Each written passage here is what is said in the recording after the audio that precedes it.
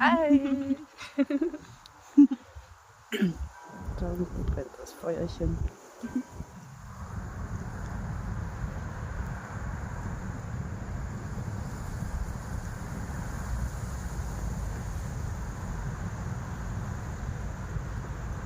Ja, was ich sagen wollte bei den Höhlen, wo wir waren, dadurch, dass wir auch von diesem Holzfäller 1800 irgendwas, 60 oder so, eigentlich erst wie der Franz Josef dann Kaiser geworden ist, dann gab es eine kurze Phase, wo die Leute die ganzen